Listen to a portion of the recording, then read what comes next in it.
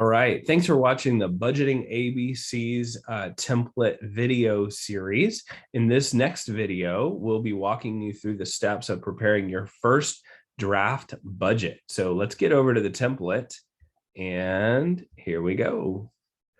So in our previous videos, you inputted your initial data from the QuickBooks file that you exported. You copied and pasted all of that in here. And you'll note for my sample company, I have general income names that may not be specific to your company. I just created those to make them simple for you to look at, but your actual ones will be what will show up here in QuickBooks.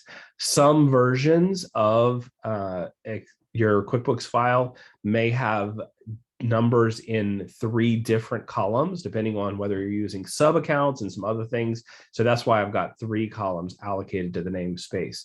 But that same information carries over into the budgeting tab exactly the way it showed up in the actuals tab. And so the first step is knowing that column D, as you can see, that's in gray. Gray means that the template is filling that information in.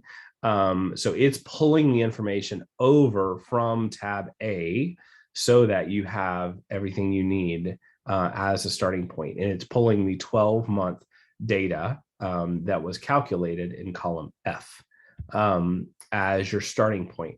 And if what you wanted was a draft budget that was 100% exactly based on your prior period, then that's how the spreadsheet would work for you. It will work just like that.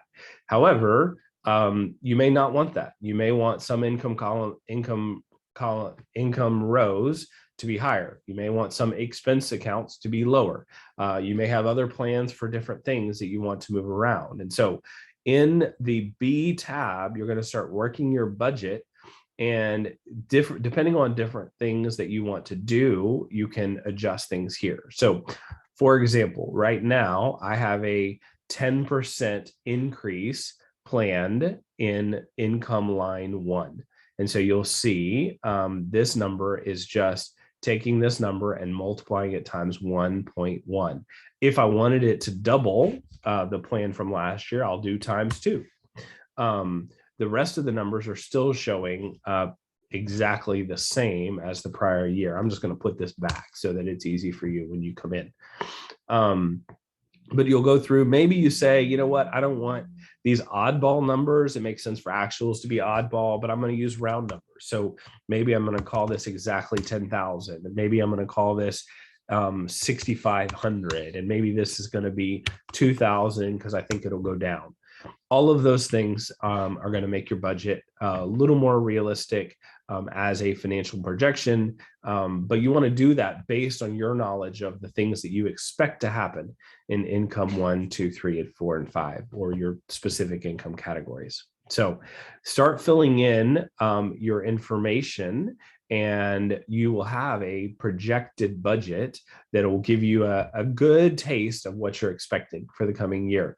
In our next video, I'm going to show you some comparisons that are going to compare your projected budget to actual data and to your total income and expenses to give you a sense of, does it feel like that's what the budget is exactly what you want it to be? And then that'll help you move toward feeling like this is a more final and good projection. So stay tuned.